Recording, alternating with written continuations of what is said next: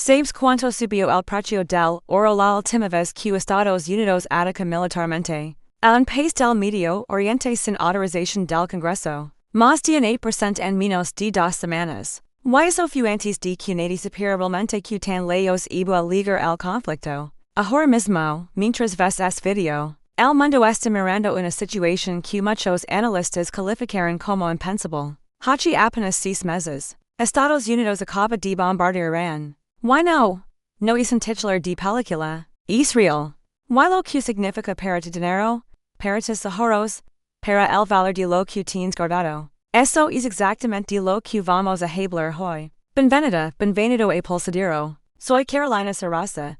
Y si es tu primera vez aquí, este es el canal donde hablamos de metals preciosos, inversiones inteligentes y como proteger tu patrimonio en el mundo que, seamos honestos, se está volviendo cada vez más impredecible. Si ya eres parte de esta comunidad, muchas gracias por volver. Y si todavía no lo has dado clic a ese botón de subscribers, hazlo ahora, porque en las próximas semanas vamos a estar cubriendo esta situación en tiempo real. Y no quieres perder nada. Hoy vamos a hablar de por qué este ataque cambia el tablero global. Que dice la historia sobre lo que le pasa al oro y la plata en momentos como este. Y que es el error más grande que cometen los inversionistas. Cuando el pánico se apodera de los mercados. Quedad hasta el final, porque en dado que te va a sorprender. Primero, pongamos en contexto lo que pasó. A finales de febrero de 2026. Fuerzas militares de Estados Unidos lanzaron ataques directos contra territorio iraní.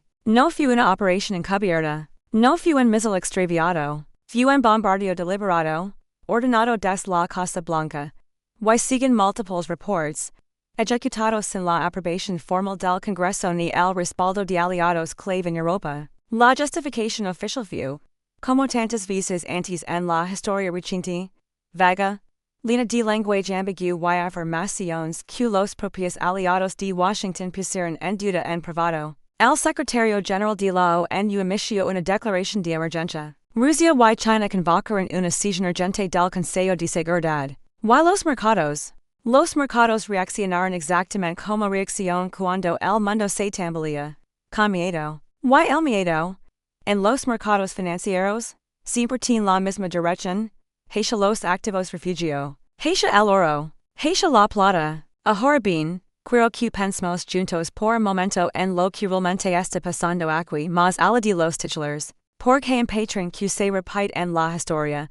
Y conocerlo puede ser la diferencia entre tomar decisiones inteligentes o dejar de levar por el pánico colectivo. Cada vez que una potencia militar lanza un ataque de gran escala en una región estratégica, como el Medio Oriente, hay dos efectos casi garantizados. Primero, el precio del petróleo sube. Y con él, la inflación. Segundo, los mercados de renta variable, es decir las bolsas de valores, entran en volatilidad extrema. Y tercero, el dinero inteligente, el dinero institucional, empieza a moverse hacia el oro y los metals preciosos. No porque sea magia, sino porque es exactamente lo que ha pasado en 1990 con la Guerra del Golfo, en 2003 con la invasión de Irak, en 2011 con la Primavera Árabe, y en 2020 cuando Estados Unidos mató al general iraní Qasem Soleimani. Y el mundo aguantó la respiración por 2 semanas, dado para incluir en gráfico. Oro subió 5.7% en los 10 días posteriores al ataque de enero 2020. En todos esos momentos, Quinza tenía metals preciosos en su portafolio dormieron un poco mejor que el resto. Pero aquí está lo que mucha gente no entiende.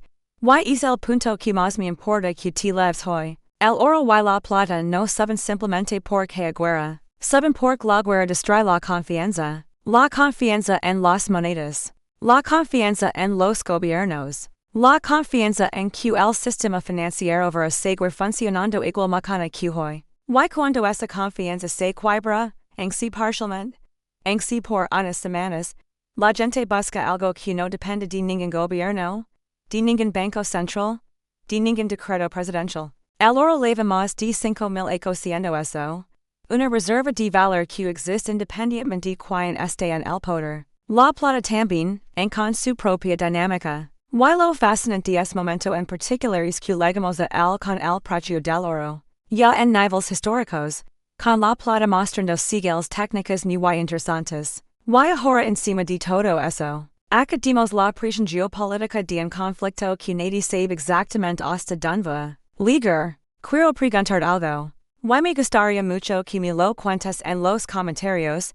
Tal ya tienes alguna posición en metals, preciosos, ya sea física o en algún instrumento financiero? O todavía estás evaluando si tiene sentido para tu situación? Por dependiendo de donde estés en ese proceso, el análisis que necesitas escoger es muy diferente. De tu respuesta abajo, leo todos los comentarios en serio. Aunque veces tarde un poco en responder. Ahora bien, hablemos del elefante en la habitación. Cuando estalla una crisis como esta, hay dos tipos de personas. Las que reaccionan con miedo y toman decisiones impulsivas. Venden lo que tienen. Compran lo primero que ven subir. O simplemente se paralizan. Y las que entienden el ciclo, respiran profundo. Y actúan des la estrategia. Y acquiesce el dado que muchos no quieren escoger. Comprar oro o plata. Después de que el pánico ya subió los precios en 10 o en 15% no es lo mismo que haberlo hecho antes. No significa que sean error hacerlo ahora. Significa que el momento óptimo de preparación es siempre antes del evento, no durante. Por eso en Pulso llevamos meses hablando de señales de alerta, de tensions en el estrecho de Hormuz, de las negociaciones rotas con Irán, de los movimientos en los mercados de futuros. No para alarmarte, sino para que cuando llegara un momento como este, no te tomara completamente por sorpresa. Dicho eso, ¿qué hacemos ahora? Por la pregunta práctica es válida y merece una respuesta honesta. Si ya tienes metals. Lo primero es no entrar en pánico y vender en el pico de la euforia. Los precios en momentos de crisis tienden a tener movimientos bruscos en ambas direcciones, su rápido con el miedo. Y puede corregir igual de rápido si hay algún anuncio de negociación o de escalada. Si estás considerando entrar ahora, tiene sentido mirar la situación con calma. ¿Estás comprando por fundamentals de largo plazo? ¿O estás reaccionando al titular de hoy? Ambas pueden ser válidas, pero requieren estrategias distintas. Y si todavía no tienes nada de exposición de metals y estás preguntando si es demasiado tarde, aquí viene el punto que prometí al inicio, el que cambia la perspectiva de todo. Listo, porque esto es lo que la mayoría de los canales de finanzas no te van a decir. El conflicto con Irán, por sí solo, no es el driver principal del oro en los próximos 12 a 18 meses. Es un catalizador. Es una chispa. Pero el combustible ya estaba ahí mucho antes de que cayera el primer missile. Estamos hablando de deuda pública global en niveles record. Bancos centrales incluyendo China, India, Polonia, Turquía, comprando oro físico de manera agresiva desde 2022. Una inflación estructural que no desaparece. Solo se acomodó. Y un sistema monetario internacional que leva ecos mostrando fracturas. Que muy poca gente en medios mainstream está dispuesto a discutir abiertamente. La guerra en el Medio Oriente acelera todo eso. Le pone en megafono a tendencias que existen. Y lo que significa para ti es que en que conflicto se resuelva en semanas. Cosa que francamente nadie sabe si va a pasar. Los argumentos estructurales. Para tener metals preciosos en tu portafolio siguen siendo tan sólidos como antes. O más. Y volviendo al inicio, porque dijimos que íbamos a conectar los puntos. Recuerda esa pregunta con la que abrimos. ¿Cuánto subió el oro la última vez que Estados Unidos atacó unilateralmente? ¿A un país del Medio Oriente? Sí, un 8% en 2 semanas. Pero lo que no mencioné al principio es lo que pasó después. En los 12 meses siguientes a esos ataques, el oro subió en promedio entre un 18% y un 25% adicional. No porque la guerra durara, sino porque la guerra acelera la erosión de confianza en el dólar, en la deuda americana, y en el orden global que es dólar representa. Eso es lo que estamos viendo en tiempo real ahora mismo. Y entender esa diferencia entre el movimiento de corto plazo impulsado por el miedo y el movimiento de largo plazo impulsado por los fundamentals. Esa es la ventaja que tiene quien estudia estos mercados versus quien solo lee titulares. Mira, no voy a pretender que tengo una bola de cristal. Nadie sabe exactamente que tan lejos va a llegar ese conflicto. Si Irán va a responder, ¿cómo, cuándo? Si otros actores regionales van a involucrarse. Si habrá negociaciones secretas que desactiven la situación en semanas. Lo que sea así, Lo que la historia nos muestra una y otra vez, es que los momentos de mayor incertidumbre global son exactamente los momentos en que los metals preciosos cumplen su función. No son una inversión de moda.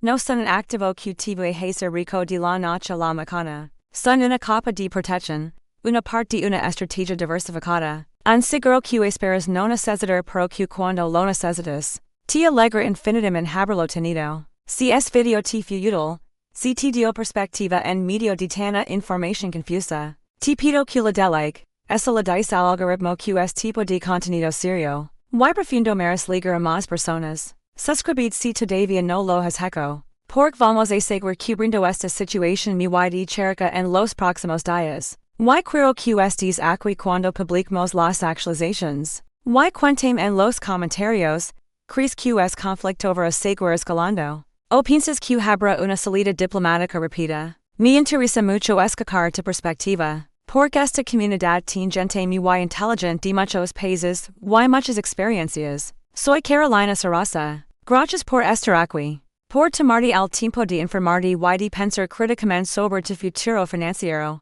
Cuídate mucho. Toma decisiones con calma. Y nos vemos en el próximo video.